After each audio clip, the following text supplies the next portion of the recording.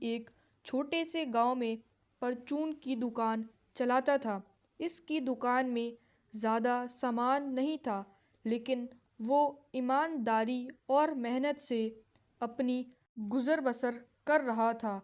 گاؤں کے لوگ اس سے ادھار مانگتے اور وہ انکار نہ کر پاتا۔ قرضے بڑھتے گئے اور اس کی مالی حالت مزید بگڑتی گئی۔ اس کا بیٹا احمد تعلیم حاصل کرنا چاہتا تھا، لیکن پیسے نہ ہونے کی وجہ سے اسکول چھوڑنے پر مجبور تھا۔ رمضان علی کی دکان دن بدن خالی ہوتی جا رہی تھی۔ ایک دن اس کا سب سے بڑا قرض خواہ چودھری اکبر آیا اور سختی سے بولا، رمضان، اگر ایک ہفتے میں پیسے نہ دیے تو دکان ضبط کر لوں گا۔ یہ سن کر رمضان کی آنکھوں میں آنسو آ گئے۔ اس کے پاس کوئی راستہ نہیں تھا۔ اسی رات احمد نے باپ سے کہا، ابا، اگر ہم دکان میں کوئی نیا طریقہ اپنائیں تو شاید حالات بہتر ہو سکیں۔ رمضان علی کو حیرت ہوئی۔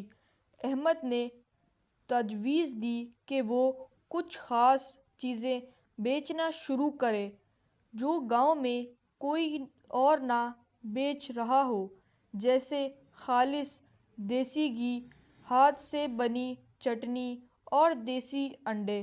رمضان علی کو یہ خیال اچھا لگا۔ اگلے دن احمد اور رمضان علی نے اپنی ارد گرد کے گاؤں میں جا کر دیسی انڈے اور گھی اکٹھا کیا۔ وہ انہیں اپنی دکان میں لے آئے اور کم قیمت پر بیچنا شروع کیا۔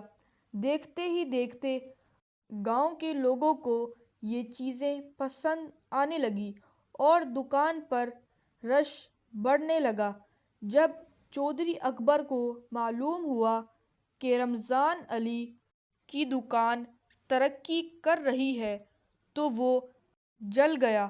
اس نے اپنی بڑی دکان میں وہی چیزیں رکھنا شروع کر دیں اور قیمتیں بہت کم کر دیں تاکہ رمضان علی کا کاروبار ختم ہو جائے۔ رمضان ایک بار پھر پریشان ہو گیا۔ احمد نے ہمت نہیں ہاری۔ اس نے کہا، ابا، اگر ہم اپنی چیزوں کو مزید منفرد بنا دیں تو لوگ ضرور ہماری دکان پر آئیں گے۔ انہوں نے گھر میں خالص مسالے پیسنے شروع کیے اور خالص گھی کو مزید صاف کر کے پیکنگ میں بیچنے لگے۔ دکان پر ایک نیا بورڈ لگایا، خالص چیزیں سچائی کے ساتھ۔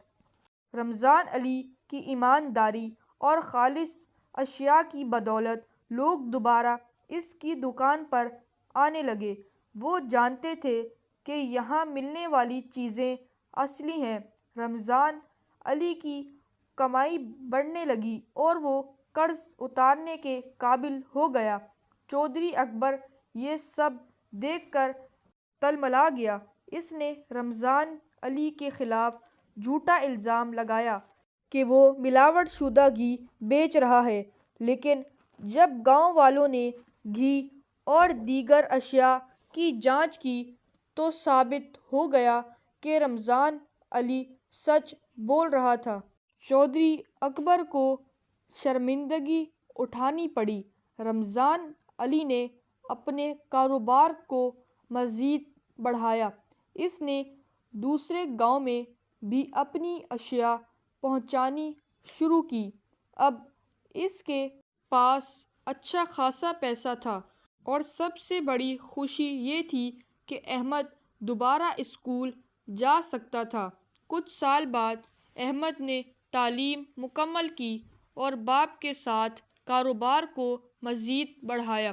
رمضان علی کی دکان اب پورے علاقے میں مشہور ہو چکی تھی۔ وہ جو کبھی قرضوں میں ڈوبا ہوا تھا اب دوسروں کی مدد کر رہا تھا۔ یہ کہانی ثابت کرتی ہے کہ ایمانداری، محنت اور نئی سوچ کے ساتھ کوئی بھی اپنی قسمت بدل سکتا ہے۔ تو یہ کہانی یہاں پر ختم ہوتی ہے۔ فٹافٹ سے اس ویڈیو کو لائک کریں اور ہمارے چینل کو ضرور سبسکرائب کریں۔